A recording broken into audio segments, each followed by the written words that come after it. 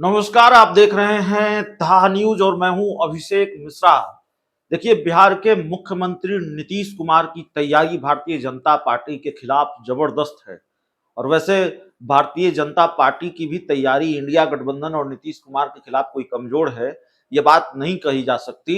अगर कमजोर होती या कमजोर रणनीति रखनी होती भारतीय जनता पार्टी को नीतीश कुमार के खिलाफ, अमित शाह बार बार बिहार नहीं आ रहे होते। तो मामला एक तरफा नहीं है। नीतीश कुमार की तैयारी भी बीजेपी के खिलाफ जबरदस्त है और भारतीय जनता पार्टी की तैयारी भी नीतीश लालू के खिलाफ जबरदस्त है। अब किसकी तैयारी पर भारी पड़ती है, ये 2024 का लोकसभा चुनाव का परिणाम बताएगा।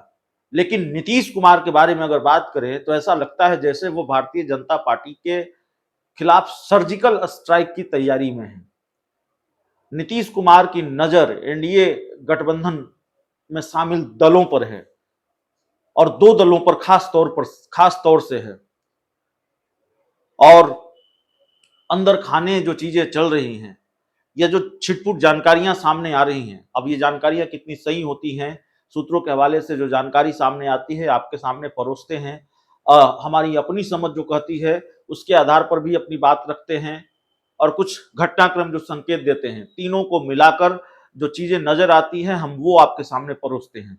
तो मौजूदा वक्त में जो चीज नजर आ रही है, जो बात साफ तौर पर नजर आ रही है, वो ये है कि नीतीश कुमार एनडीए के कुनबे में सेंधमारी की तैयारी कर रहे हैं। नीतीश कुमार भाजपा के सहयोगियों को अपने पाले में लाना चाहते हैं और दो सहयोगी दल जिनकी चर्चा है, एक की चर्चा तो हम लगातार कर रहे हैं, उपेंद्र कुशवाहा, जिनके बारे में हम लगातार ये बात कर रहे हैं कि नीतीश कुमार और उपेंद्र कुशवाहा के बीच बातचीत भी शुरू हो गई है। उपेंद्र कुशवाहा नीतीश कुमार के साथ आ सकते हैं, दोनों की दोस्ती हो सकती है। और अगर दोस्ती हो जाए तो हैरानी नहीं होनी चाहिए, क्योंकि खिचड़ी पकनी शुरू हो गई है बात भी। और दिल्ली में उपेंद्र कुशवाहा की जेडीयू के बड़े नेता से मुलाकात भी। लेकिन दूसरा दल कौन है? दूसरा दल है पशुपति पारस की पार्टी, राष्ट्रीय लोक जनशक्ति पार्टी। दरअसल नीतीश कुमार की नजर पशुपति पारस पर भी है। नीतीश कुमार और लालू यादव की नजर पशुपति पारस पर इसलिए है क्योंकि चिराग पासवान के साथ खेल करने में पशुपति पारस मददगार साबित हो सकते हैं। नजर इसलिए है कि पशुपति पारस को बीजेपी अगर झटका देती है, या पशुपति पारस जिस आक्रामक तेवर में हाजीपुर सीट को लेकर दावा कर रहे हैं कि हाजीपुर सीट उन्हें लड़ने से कोई नहीं रोक सकता, और एनडीए के कोटे से अगर उनको हाजीपुर की सीट नहीं मिली, बीजेपी ने आखिरी वक्त में अगर पशुपति पारस को गच्चा दिया और हाजीपुर सीट चिराग पासवान की पार्टी के खाते में डाल दी, तो जाहिर तौर पर पशुपति पारस के सहारे लालू नीतीश खेल कर सकते हैं। और पशुपति पारस अगर महागठबंधन में चले जाएं, इंडिया गठबंधन में चले जाएं, तो बहुत हैरानी नहीं होनी चाहिए। हालांकि पशुपति पारस ये लगातार कह रहे हैं कि वो जब तक राजनीति में जिंदा हैं बीजेपी के साथ हैं। लेकिन सवाल यह है कि अगर बीजेपी ही कोई रास्ता न छोड़े पशुपति पारस के लिए, तो पशुपति पारस क्या करेंगे? 2024 में राजनीति से संन्यास तो नहीं ले लेंगे, कुछ तो करेंगे।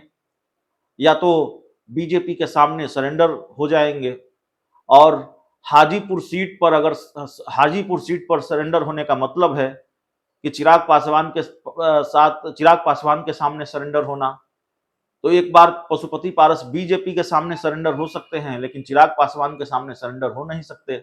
ये दिक्कत है उनकी। तो चाहकर भी वो हाजीपुर सीट छीन जाने के बाद बीजेपी के साथ रह पाएंगे, ऐसा थोड़ा मुश्किल लगता है। तो जाहिर तौर पर महागठबंधन में उनकी वैकेंसी है और लालू नीतीश उन पर भी नजर बनाए हुए हैं। तो ये दो दल हैं जिनके छिटकने का खतरा बीजेपी से मंडरा रहा है। और इसी वजह से हमने कहा कि भारतीय जनता पार्टी के खिलाफ नीतीश कुमार सर्जिकल स्ट्राइक की तैयारी में हैं। अब पता नहीं ये जानकारी कितनी सही है, लेकिन यह भी जानकारी निकल कर आ रही है कि पशुपति पारस से भी बातचीत का सिलसिला शुरू हो गया है। पशुपति पारस को भी साथ लाने की कवायद शुरू हो गई है। और हम ऐसा बिल्कुल अभी नहीं कर रहे हैं कि पशुपति पारस तैयार हो गए हैं या वो कल ही एनडीए गठबंधन छोड़ देंगे। लेकिन अगर बीजेपी ने उनकी डिमांड नहीं मानी तो छोड़ने में हिचकेंगे भी नहीं। बहुत बहुत धन्यवाद।